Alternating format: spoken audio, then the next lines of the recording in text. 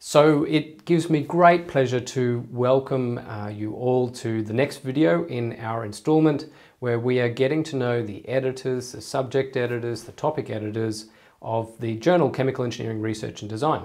We have a special guest for our interview tonight, Professor Diana Azevedo from Brazil. So Diana, please tell us a bit about yourself. Hello, everyone. Thank you for the opportunity to share our experience throughout these years. I am a chemical engineer, and I have been working for the last almost 30 years at Federal University, that is a public-funded university in Brazil. It's a research university, apart from teaching. Mm-hmm. And for the last also 20 years or so, I've been doing research on adsorption fundamentals, and also adsorption processes, focusing on the so-called difficult separations by the classical operation of separation in chemical engineering, which usually is distillation or adsorption. So most recently, in the last, let's say, 8 years, I'm also in the effort of finding suitable materials for CO2 capture, particularly from post-combustion scenarios.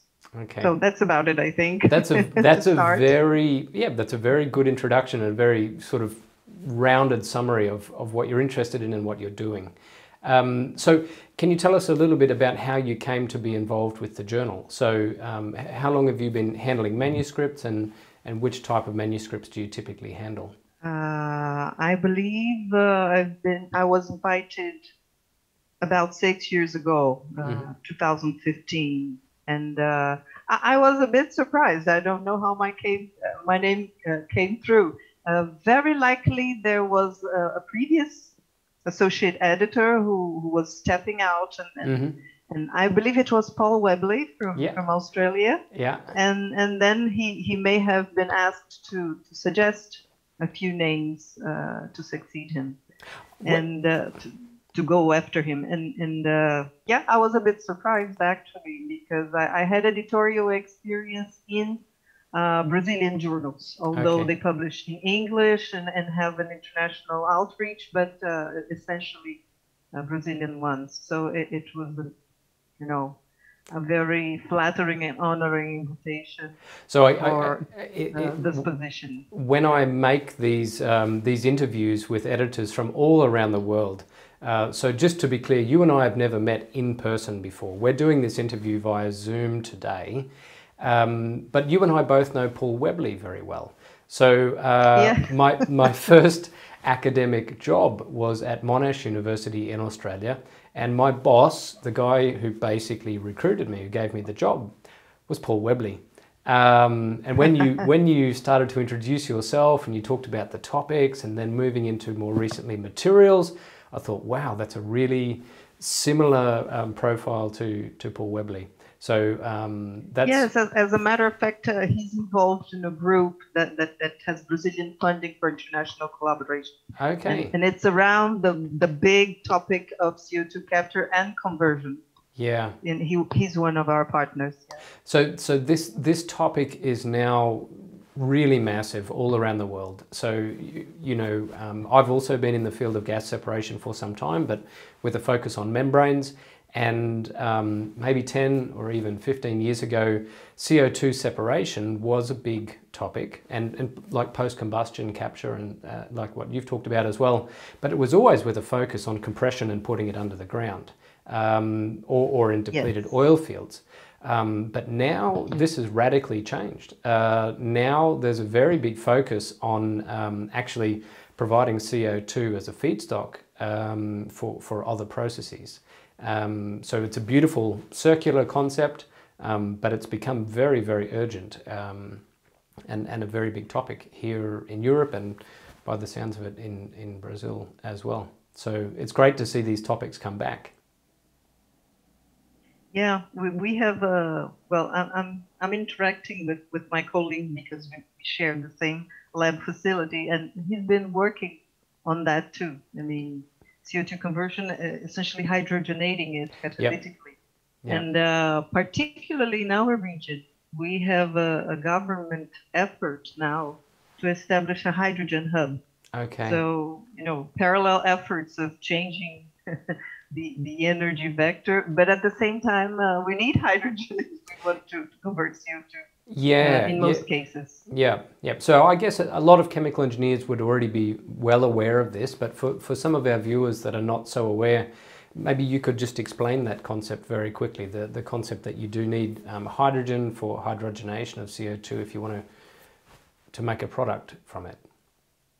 Yes, it's not the only route, but essentially to form the so-called useful molecules that you would need in industry, you would need a hydrogen source to react CO2 with, which is a quite tricky reaction, whatever the product is. So we'll go through to catalysis, or we'll go to electrochemistry or alternative means, because CO2 is such a stable molecule. Exactly. And I think it goes nicely with this concept of transitioning to a more sustainable energy matrix, because we won't just give up fossil fuels in a day. Mm-hmm. So we will be with them for quite a long time, and coal as well. And on the other hand, it's been really a very hot topic here, this issue of hydrogen. Yeah. So I didn't tell you the whole picture. I'm based in Fortaleza, which means fortress in English. And yes, we have a beautiful fortress that used to be used to defend the city. But it's right in the corner of Brazil. And it's one of the closest points to Europe by sea and by air, of course, as well. We also have high potential of renewable energy sources, such as wind and solar. Yeah. Because we are 5 degrees south of the equator line. That's right. So you can imagine our average temperature is 28 degrees C. Yes, now you're really just teasing me. A lot of sun, a lot of wind. Yeah. So potentially they could be used to provide the energy required, for instance, to split water and generate oxygen and hydrogen. So this is the audacious, or the idea of the government, is electrolysis, large production of hydrogen for exportation, but they also want to foster local markets. Yeah. And one of the ways of local markets would be to use it also to convert CO2 into valuable things. Yeah. Because in the same spot where they plan to establish this hub, there are thermal plants already there that are launching a lot of CO2 into the atmosphere. Okay. Well, then if you've got point sources already available, then you've got quite an advantage. Here in Europe, for example, we do see plants put together where they have to use direct air capture to obtain the CO2, to then hydrogenate that and make products or liquid fuels from that. And of course, that's quite an expensive and challenging way to get a source of CO2. But of course, there are other reasons for that here as well, because in some ways that lets you specify that the products that you've made are completely circular, that you didn't burn a fossil fuel to obtain the CO2 that you started with. Yeah, slightly off the topic. We had a visitor here at KIT where I work 2 days ago from Florianopolis in Brazil, and she showed us a slide that superimposed the solar flux in Brazil with the solar flux here in Germany. And what she showed us is that the region of Brazil that has the lowest solar flux of all of Brazil is still higher than the highest solar flux of any location in Germany. So putting solar panels out to get solar PV, and then whatever method you use to make your green hydrogen, even if it's the conventional route of solar PV with electrolysis, it's quite efficient in Brazil compared to here in Germany. Yeah. So let's move on to talking a little bit more about your research and your work with the journal. So do you have any reflections on your work as a reviewer? For example, what do you find rewarding, or what do you enjoy about working as a reviewer for our journal? Well, the obvious thing to say is the chance to know at a first glance, avant-première, what's going on in the world. Yeah. I mean sometimes you get very, very nice ideas. Yeah. And you said, wow, I didn't know these people were working with that. And it's very inspiring. Yep. In a way. Super. And in a way, it's like you're getting the information before almost anybody else. It's a very common, a nice privilege, and you have to use that also with caution yes, and of course. ethics as well. Yeah. Yeah. No. On the other hand, what I've been feeling, even before I mentioned that I had a previous editorial task in national journals. What I've been feeling is that the publish or perish policy sometimes takes us to nasty situations. Yeah. I mean, you see things that just are not in the stage of being sent to publication, but maybe pressured by this policy that has been spread worldwide. And then you annoy the editors, you annoy the potential reviewers, and everybody is just outraged with a lot of review requests. So that probably feeds into a good tip for our authors, I guess. If they're watching this interview, to say, please, prepare a consistent and complete piece of work before you submit it to any journal, especially our journal. Yep. Yeah. Good. Unfortunately, sometimes you get the manuscripts that do not differ much from a technical report. That your PhD student brings to you every 2 months to show his progress. Yeah. So and it's discomforting anyway to desk reject anything, and it takes a lot of time. So if I would give some piece of advice, it would be do reflect. If you have to put it in a nutshell, what's the real contribution of this work? Apart from all that you have already read and even used as references in your own manuscript. Yeah. And really be honest with oneself. And if the answer is no, not ready yet, I'm hopeful that this reflection helps guide future work so that it can become more consistent and scientifically sound to be published. Super. Thank you. If we could move on to the topic, we celebrated all around the world recently International Women's Day, and I was looking at some news from Imperial College London, and I saw that you, with some other colleagues, including Camille Petit, have been funded and supported to do a package of work around developing the careers and the leadership of women in STEM. So STEM, we often use in the English-speaking world as for science, technology, engineering and mathematics, in these STEM disciplines. Here in Germany, actually, we have a different acronym. We call it MINT, which I think has a nice sound to it. But please, could you explain for our viewers about this initiative and maybe some of your broader reflections on the topic of participation of women, especially in chemical engineering? Yes. It is no news to anyone that these areas you mentioned, the STEM areas, have a small female participation historically. And this becomes worse and worse as you move up the ladder for positions that require decision, power, management. For instance, in Brazil, some engineering careers like chemical engineering, they are nearly half women and men in undergraduate level.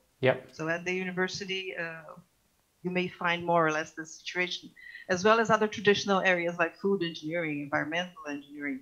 Whereas if you go to computer science or computer engineering, numbers fall down to 20, 15% women. But even in these areas where females and males have equality, as you move up the career, especially inside higher education institutions, so women just disappear. And I knew and I suspected about these numbers, of course. But what happened specifically... Can you hear me, Brad? I can hear you. Yeah. Yeah, your image was frozen for a while, so I was not it's a very long way from Germany to Brazil. But yes, no, your picture and your audio has come through perfectly the whole time.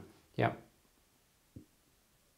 Okay, so I'll resume from what I said. Yeah. I have always been aware in my life of the gender imbalance, especially in the academic field. Yeah. But this became like let's say a mission in itself for me when I got the position of associate dean in the Faculty of Engineering here in my institution. So Okay. that was in 2015. Mm-hmm. And when I got into my new office, there is this corridor with the photos of the previous deans. And since 1955, when the school was inaugurated, and there are only men. Yeah.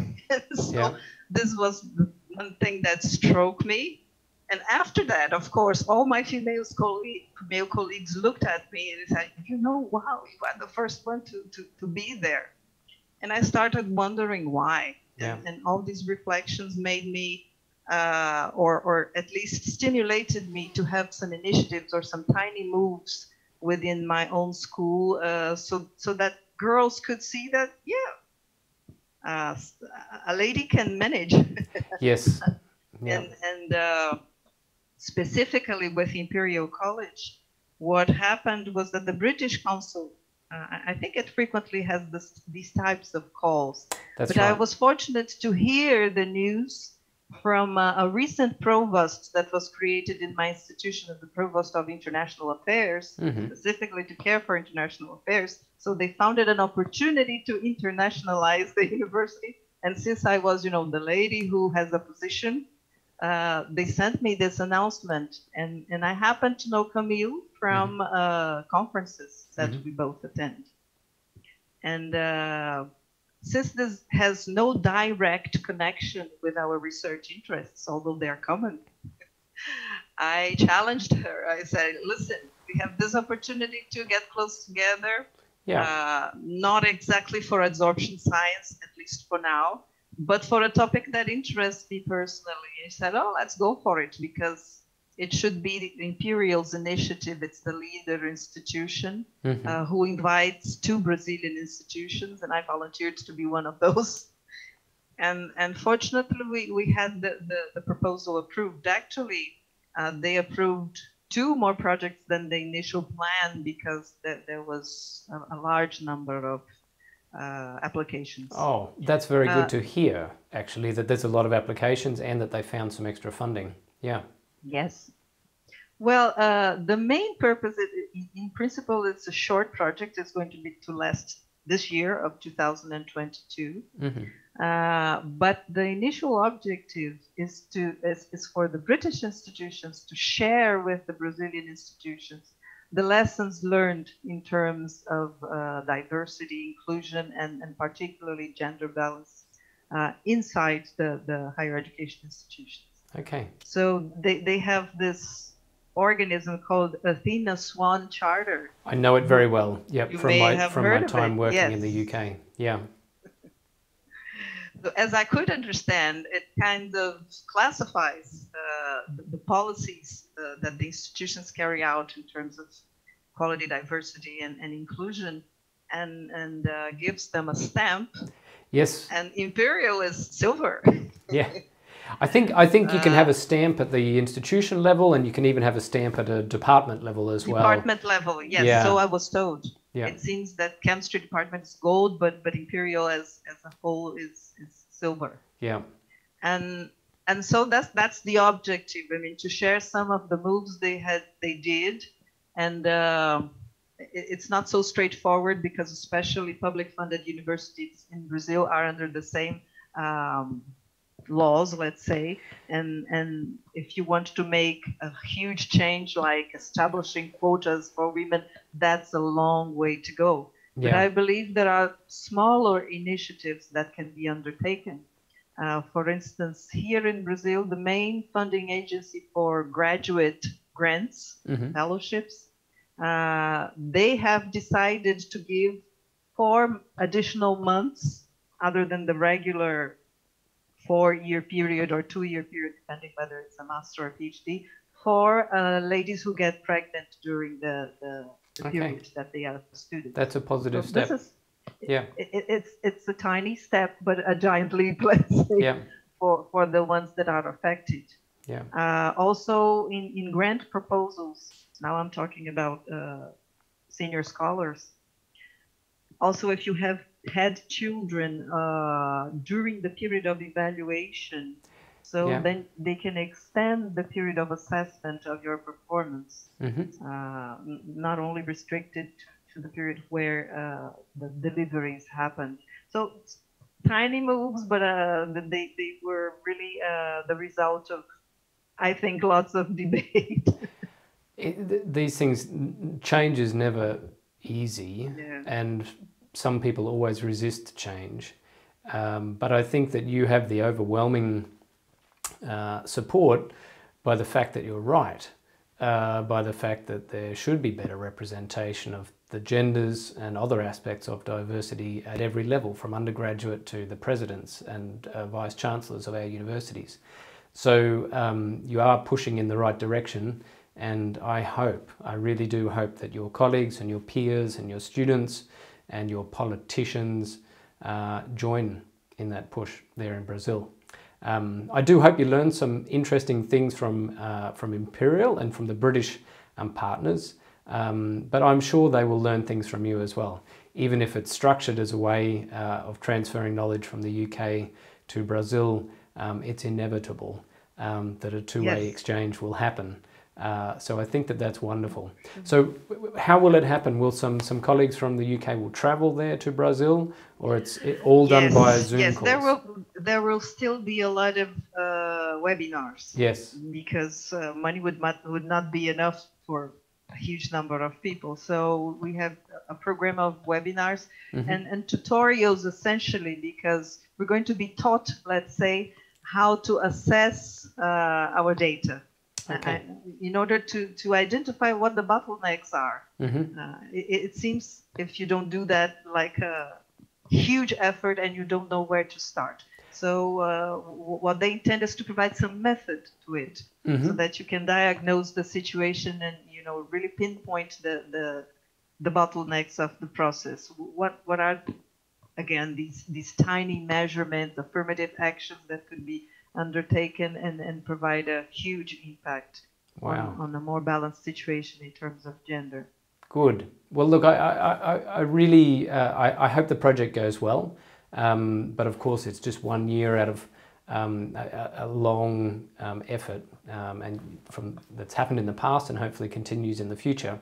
But maybe we can organise a catch-up interview in another year or two to report back on this topic, because as I've mentioned in other interviews like this one, our journal is making a consistent effort to address topics of equality, diversity and inclusion across all of the dimensions. And that means having authors that are more geographically spread around the world, having editors that are more diverse and more geographically spread around the world as well. And Jerry, who is our editor-in-chief now, Jerry Heng, has made this a particular topic of his focus, of his editorship, his editor-in-chiefship, to really drive this agenda forward.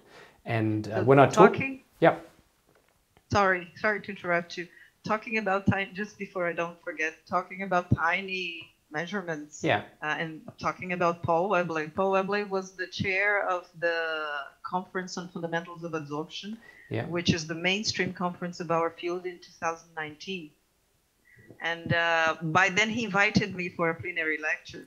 Good. And it was a shock for me because it's a predominantly male community. It's very, very male dominated. And I didn't recall, apart from one or two big stars from the US, let's say, I didn't recall having any female delivering plenary lectures. Wow. And it took me about 2 weeks thinking about it. And thanks to my colleagues from the lab, they said, you don't have the right to decline this invitation. Because it's not only about you. No, you're doing it for all the women. Our research group, it's about women. It's about Brazil. It's about Latin America. So you don't have the right to do it. And I was during the conference talking to him, thanking him for the invitation, and he said, it was on purpose. I invited you, I invited Camille Petit, I invited Teresa Bandos, and then he started. And yes, actually, he almost reached 50-50 in terms of invited lecturers. And, you know, I observed that from that moment on, names of ladies came up more frequently to committees, to the society, etc. So, you know. No, it's absolutely possible. I'm, you know, part of the membrane community, and one of our most, not the biggest meeting, but a very popular meeting is the North American Membrane Society meeting. And the last couple of years, it has been terrifically diverse and balanced because the organisers just made a conscious effort to do that. And so you have diverse speakers, you have also diversity in career stage as well, because it's not much fun if you have to wait 20 or 30 years to get your first chance to give a plenary. Obviously, young people have good ideas as well. Young people can give good plenary talks. But this has changed definitely in the membrane community, and I think it will permeate across all of the sub-disciplines of chemical engineering, and that's exactly as it should be. Good. Let's wrap this interview up by looking to the future. So I think that actually our entire interview has been really future oriented. We've talked about clean energy, we've talked about green hydrogen, we've talked about achieving more balance of gender and other aspects of diversity.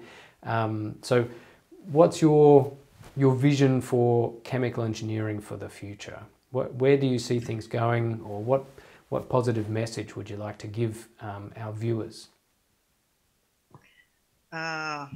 Maybe it's not new what I'm going to say, but I view chemical engineering more and more and more connected with basic sciences. And I mean physics, I mean biology, I mean chemistry has always been chemical engineering and chemistry. Yeah. I'll tell you a joke when we finish about these. but anyway, the big breakthroughs or advancements that I have seen in the profession come from this multidisciplinarity. So when you stick to the 100-year-old operations, sometimes it's that you just don't see what's going on beside. And I think we can learn a lot. I mean, this multi-scale techniques that we've been watching recently, I mean, translating phenomena that you can observe in the molecular atomic scale into processes, or getting the most out of the process, not only from regression equations of what the physical phenomena is, but understanding it at a molecular level. I think this is the future. And also bio-inspired things, watching how nature works. And whether we can engineer that for the benefit of our society, which is the spirit of engineering actually since the very old ages. But now we have, I think, the tools, computational tools, imaging, to take a deeper look into what happens in living organisms and learn a little bit about it and get the benefit of it if we can engineer it correctly. Biotech, for instance, I think it's not my main field, but I'm always a curious soul about what goes on in biotech. Marvelous. Thank you so much for those words, but actually for the entire interview. It's been a pleasure for me to get to know you, Diana, and I really appreciate you taking the time to participate in this interview and to share something of yourself, not just Diana, the Professor of Chemical Engineering, but all those other aspects of your work and your life that are important to you and that you've shared today. Thanks very much, and I look forward to hopefully meeting you in person at a conference or a meeting sometime soon. Yeah. Thank you so much, Bradley. I think you conducted brilliantly. I felt very much at ease.